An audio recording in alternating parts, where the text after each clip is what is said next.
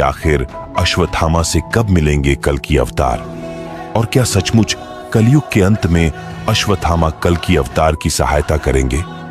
अश्वत्थामा महाभारत के युद्ध का वह योद्धा है जिससे शायद ही कोई अनजान होगा। अश्वत्थामा गुरु द्रोणाचार्य के पुत्र थे।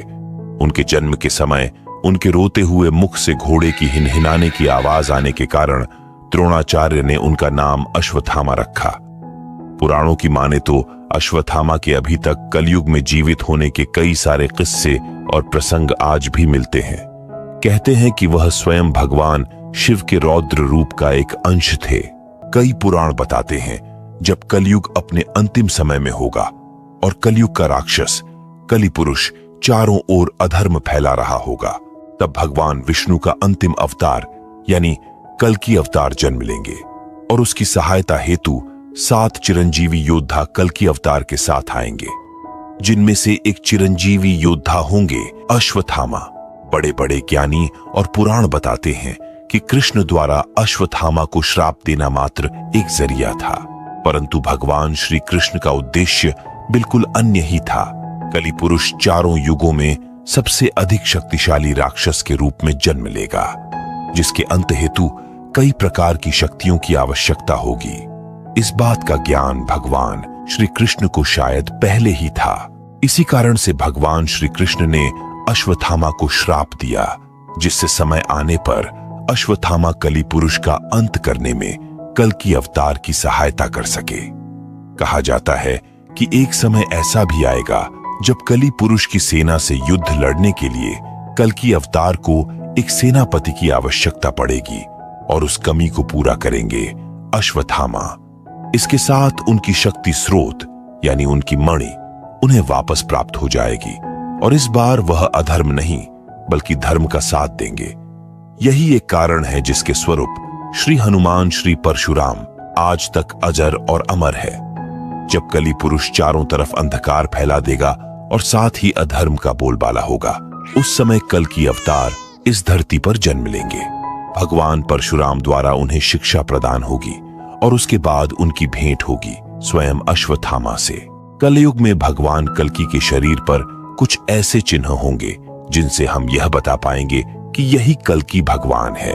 जब किसी भी महान पुरुष की पहचान करनी होती है तो हम उनकी पहचान उनके गुणों और उनके कर्मों से करते हैं। इसके अलावा उनके शरीर पर ऐसे कुछ खास चिन्ह भी होते हैं जिनसे हम उनका पता लगा सकते हैं। इसी तरह से भगवान कल्कि की भी एक अलग पहचान होगी। कलयुग के समय में हम भगवान कल्कि के कार्यों से तो अवगत हो जाएंगे। वह कलि राक्षस से युद्ध करेंगे और कलयुग में सभी अधर्म का विनाश कर धरती को पापों से मुक्त करेंगे, परंतु उनके शरीर पर कुछ ऐसी खास निशानियां होंगी जिनसे हम उनको पहचान सकते हैं। भगवान विष्णु ने हर युग के अंतिम समय में जन्म लिया है। भगवान विष्णु इस धरती पर विशेष शक्तियों के साथ जन्म लेते हैं। भगवान कल्कि अवतार की पहचान उनके शरीर पर लगी उस कौस्तुभ मणि से होगी। कौस्तुभ मणि कोई साधारण मणि नहीं होगी, इसे स्वयं भगवान विष्णु धारण करते हैं और इस मणि की उत्पत्ति समुद्र मंथन के दौरान हुई थी। पुराणों के अनुसार कौस्तुभ मणि समुद्र मंथन के समय प्राप्त 14 रत्नों में से एक है। कहा जाता है कि यह मणि आज भी हमारी पृथ्वी पर है और पद्मनाथ स्वामी मंदिर के 7वें दरवाजे के पीछे यह मणि छुपी हुई है। आज तक कोई भी मनुष्य इस 7वें दरवाजे को खोल नहीं पाया है। जब कल्कि भगवान इस धरती पर जन्म लेंगे तब वे उस मंदिर के इस दरवाजे को खोलकर उस मणि को प्राप्त कर लेंगे। महाभारत में अश्वत्थामा के पास भी कुछ इसी प्रकार की मणि थी जो जन्म से ही उसके माथे पर लगी हुई थी। उस मणि के कारण वह इतना ज्यादा शक्तिशाली और अमर हो गया था कि वह आज भी जिंदा है। इसके अलावा भगवान कल्कि के माथे पर आधे चंद्र के आकार जैसा चिन्ह बना होगा।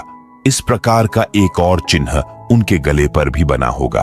भगवान कल्कि दिखने में तो एक साधारण मनुष्य की तरह होंगे, परंतु उनकी शक्तियां अद्भुत होंगी। द्वापर युग के समय में भी इस प्रकार का चिन्ह श्री कृष्ण के माथे पर भी था और अब कलयुग में भगवान कल्कि के माथे पर भी इसी प्रकार का चिन्ह होगा। इसके अलावा भगवान कल की विशेष ज्ञान और कौशल के साथ इस धरती पर अपना आखिरी अवतार लेंगे। हम आशा करते हैं कि आपको आज की वीडियो पसंद आई होगी। ऐसी और वीडियोस देखने के लिए चैनल को सब्सक्राइब करें। धन्यवाद।